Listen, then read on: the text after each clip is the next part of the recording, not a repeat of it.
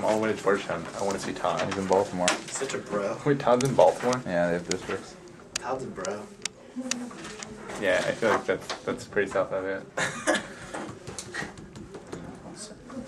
My computer's spazzing. Okay. It's all good. All right. North Korea, Iran, and Syria.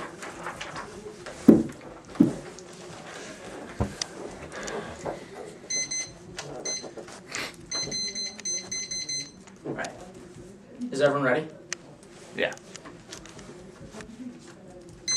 North Korea is the biggest impact of the round. It's the only probable scenario for extinction. My door's evidence indicates that North Korea will use all its resources, which are already somewhat developed in nuclear advancements, and all WMG exchange with the United States, and the United States will retaliate, causing a global Armageddon. It's also on the brink now. North Korea is unstable. Many military leaders are sliding towards an aggressive stance with the United States. A diplomatic solution is key to avoid conflict. That is the UPI evidence. It also answers his NASA evidence because he concedes the conflict is inevitable in the status quo, which empirically denies the idea that many party leaders are being bribed by results of economic sanctions. Also, he concedes that sanctions cause the root cause, prevent the root cause. The sanctions are the root cause of North Korean hostility, means that affirming solves all potential problems with North Korea, because the reason North Korea doesn't like other nations is because it feels economically isolated by sanctions. Also, my Lin evidence indicates that sanctions prevent peace. The ASIC points that North Korea leaders want to negotiate denuclearization. They say once sanctions are lifted, they'll become diplomatic and agree to end their nuclear programs because no risk of negative offense. His first piece of evidence on this question is God awful. On this question, it said that North Korea is running out of food, but Kim Jong-il empirically does not care about his population. The humanitarian arms of North Koreans have been going on for years and years and years. The government doesn't give a damn. Also, the reason that the sanctions are already ineffective. The resolution is in the status quo because the world ought is in the present tense. Otherwise, it would say something like should have. So that means in the status quo. Even if sanctions in the past have worked, if right now North Korea is reconsidering, that means right now we should repeal economic sanctions. Also, my Delury evidence indicates that North Korean trade is inevitable, which means that the neg can't get offense on North Korea. Nations like China, South Korea, and Russia will be in massive trade initiatives with them now, which means that U.S. sanctions would not choke the regime. This is a reason we should not continue sanctions because of the new initiatives other nations are going to adopt to protect North Korea. We should trade with North Korea to expose them to democratization, so the government progresses and doesn't lash out hostily as a reaction to their perception of being internationally shunned. North Korea's economic isolation is the root cause of their hostility. Also, their Carpenter evidence on this question concludes F, and it is bad because it is from 2004, and it assumes the nuclear non-proliferation treaty, not the new diplomatic negotiations that have been made. Also, Carpenter's conclusion is that North Korean proliferation is inevitable. We want to maintain diplomatic ties with them now in Iran.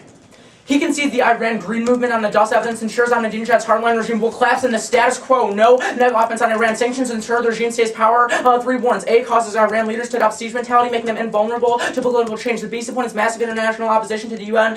U.S. sanctioning Iran causes global backlash against necessary movements to ensure a transition away from the hardline regime. C, sanctions strengthen the regime. They'll cause the people in the government to unite over their hatred for America. Now, first he reads arguments saying Iran wants nukes. That is fine. His business evidence and all of his arguments saying that sanctions have had some kind of effect don't say that they've had a significant enough of an impact on the Iran Revolutionary Guard Corporation to actually change their policy. The only thing that would have a significant impact in terms of Iran nuclearization is the Green Movement taking control of the government. Also, the Hirsch evidence, the Bremer evidence indicates that their hardline regime in Iran is very bad, and if they're allowed to remain in power, it's the only scenario for United States and Iran war, and the Hirsch evidence indicates that that is a massive impact because it causes U.S. retaliation to an Iran attack, which draws in other Middle Eastern powers and great European powers. That's another scenario for extinction. Now, Office Phillips evidence, he just uses this to say, I don't link to this problem because Phillips, I use in the AC to say there's Russia, not Russia and China cooperation, and he advocates unilateral sanctions. Now on the biodiversity just had.